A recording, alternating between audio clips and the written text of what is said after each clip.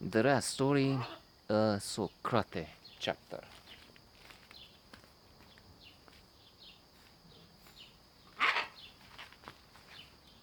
I just had a positive psychology in practice note, a gratitude letter. That's one of the exercises, one of the things you can do in practice to apply in practice positive psychology. And the gratitude note was for Socrate.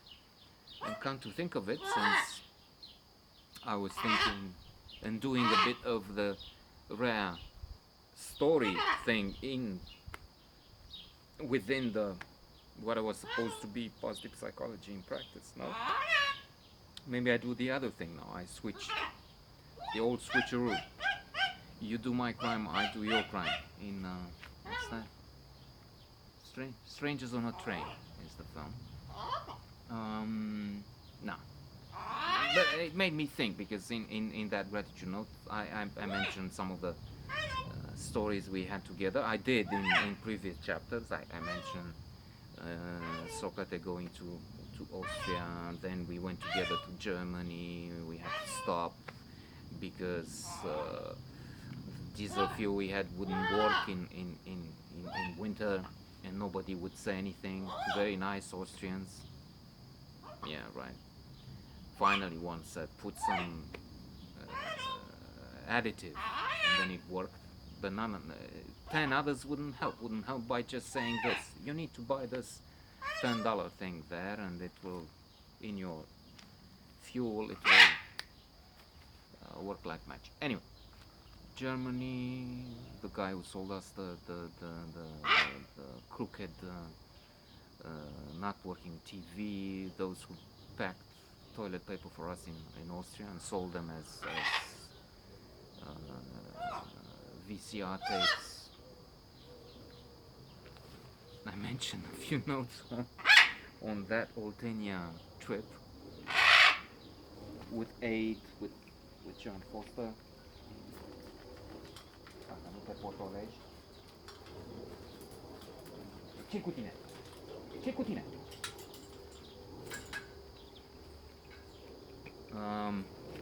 Then in Maramuresh. I don't know if I did Maramuresh though. Maybe I'll need to come back to that. But we are approaching the moment where these threads intersect. That is, it's AT&T, an ongoing story. I'm still not finished with that. I didn't find closure. I still have some bad feelings connected with them.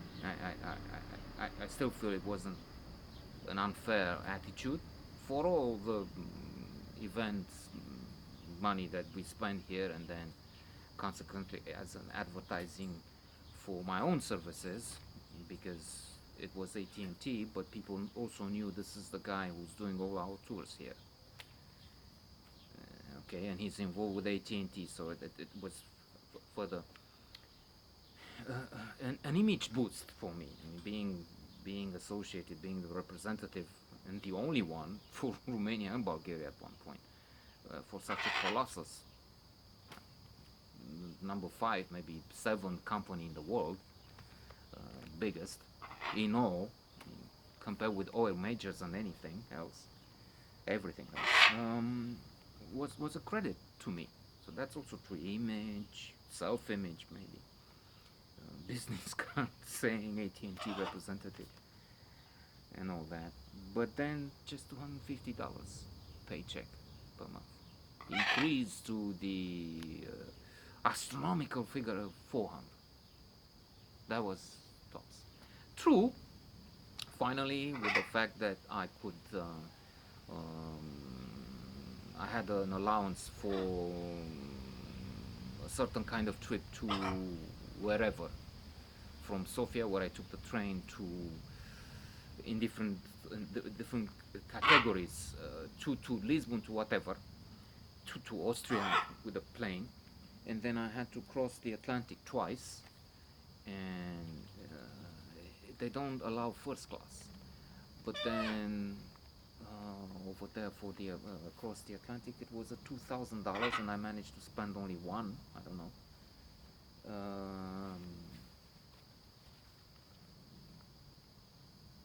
because they had if you travel more than 3,000 miles, or I don't know, 2,000 miles, you're not allowed first class. But I think under certain circumstances it could be business class.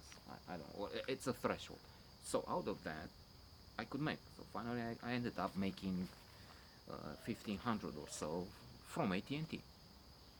Uh, but there was also an allocation from. They wouldn't pay for an office space because they felt, but they had to pay for. I mean, I said I have to buy things, and they were allocated a sum, and there you go. Without going into, because this is not accountancy lessons or I've learned from AT&T or whatever, but it was difficult and a fuss very often. They accepted the idea that okay, even if they don't pay a lot, they can't go ahead and say 200